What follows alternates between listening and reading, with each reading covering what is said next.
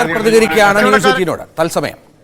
നേരത്തെ നിർദ്ദേശം കൊടുത്തിരുന്നു. നമുക്കറിയാം ഇന്നലെ രാത്രി മുതലുള്ള മഴ, ആ മഴയിൽ ഒഴുകി വരാനുള്ള സാധ്യതകൾ നമ്മൾ ഇന്നലെ രാത്രി തന്നെ പറഞ്ഞിരുന്നു. അതുകൊണ്ടാണ് നമ്മൾ ആ പ്രദേശത്ത് ആ പവർ ഹൗസ് റോഡിന്റെ അവിടെ വരുന്ന ഓപ്പണിംഗിന്റെ അവിടെ ഒരു ഒബ്സർവേഷൻ ടീമിനെ ഇന്നലെ പോസ്റ്റ് ചെയ്യുന്ന കാര്യം രാത്രി പറഞ്ഞു. അതിനെ തുടർന്ന് തന്നെ തുടർച്ചയായി വരുന്ന നഗരസഭാ വാർഡിലൂടെ കടന്നുപോകുന്ന ഈ തോടിന്റെ ഭാഗത്ത് ബന്ധപ്പെട്ട എച്ച്ഐമാർക്ക് എല്ലാവർക്കും നമ്മൾ നിർദ്ദേശം കൊടുത്തിരുന്നു. നമ്മുടെ ജീവനക്കാർ, കാരണം സ്വാഭാവികമായിട്ടും ആ പ്രദേശങ്ങളിൽ ഇടപെടുന്നത് നമ്മുടെ സ്റ്റാഫാണ്. നമ്മുടെ ശുചീകരണ ജീവനക്കാർക്കുൾപ്പെടെ എച്ച്ഐമാരുൾപ്പെടെയുള്ളവർക്കെല്ലാം നമ്മൾ ഡയറക്ഷൻ കൊടുത്തിരുന്നു പരിശോധിക്കാൻ. അങ്ങനെ നഗരസഭയുടെ 2 കണ്ടിജന്റ് സ്റ്റാഫാണ് അവരുടെ പരിശോധനയിലാണ് ഇത് കണ്ടെത്തുന്നത്.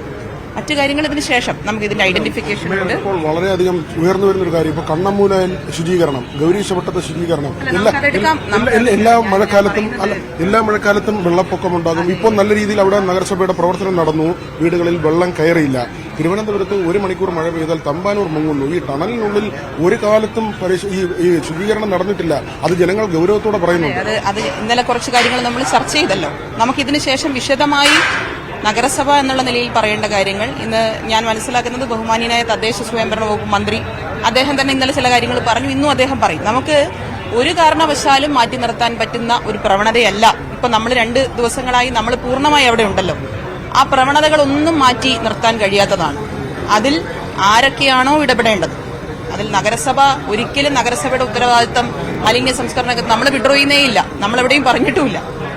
അതിൽ മറ്റ് വകുപ്പുകൾ ചെയ്യേണ്ട കാര്യങ്ങൾ, അത് റെയിൽവേ ആകട്ടെ ഇറിഗേഷൻ ആകട്ടെ, അവരെ കൂടി ചേർത്ത് നിർത്തിക്കൊണ്ട്, പക്ഷെ അവർ ചെയ്യേണ്ട കാര്യങ്ങൾ അവർ ചെയ്യണം, അത് പ്രധാനമാണ്. അതിനാവശ്യമായ എല്ലാ സംവിധാനങ്ങളും നഗരസഭ ചെയ്യും. നഗരസഭയുടെ തുടർച്ചയായ ഇടപെടലിന്റെ അടിസ്ഥാനത്തിലാണ് ഇവരൊരു ടെൻഡർ കൊടുക്കാനെങ്കിലും തയ്യാറായത് എന്ന് നമുക്കിപ്പോൾ വ്യക്തമാണല്ലോ. അപ്പോൾ ആ കാര്യങ്ങളൊക്കെ നമുക്കിപ്പോൾ ഇതിന്റെ ഐഡന്റിഫിക്കേഷൻ നടക്കണം, മറ്റു പ്രൊസീജിയേഴ്സ് ഉണ്ട്. സ്വാഭാവികമായിട്ടും അങ്ങനെ ഒരു കൺഫർമേഷൻ വന്നു കഴിഞ്ഞാൽ അദ്ദേഹത്തിന്റെ കുടുംബത്തോടൊപ്പം നിൽക്കണം, അങ്ങനെയുള്ള കുറച്ച് കാര്യങ്ങളുണ്ട്. അപ്പോൾ നമുക്കറിയാം നമ്മളെല്ലാവരും ഉള്ള മാനസികാവസ്ഥ എന്ന് വെച്ചാൽ നമ്മൾ ഇത്രയും വൈകി പോലും നമുക്കൊരു ശുഭകരമായ വാർത്ത ഉണ്ടാവണമെന്ന് പ്രതീക്ഷിച്ചവരാണ് എല്ലാവരും. ഒരാൾ പോലും മറ്റൊരു രീതി ചിന്തിച്ചിട്ടുണ്ടാവില്ല. പൂർണ്ണമായി അവിടെ നിൽക്കുന്നവരാണ് അത് എല്ലാവരും. കളക്ടർ ഉൾപ്പെടെ അദ്ദേഹം ഇങ്ങോട്ട് എത്തിച്ചേരും. എല്ലാവരും അങ്ങനെ തന്നെയാണ്.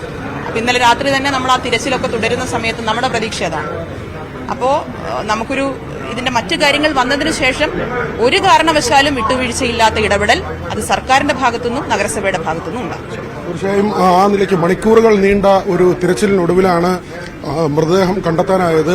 മാലിന്യ നിർമ്മാർജ്ജനത്തിന് ശക്തമായ നടപടികൾ ഉണ്ടാകുമെന്ന് തന്നെയാണ് മേയർ പറയുന്നത്. വിനോദ്, ന്യൂസ്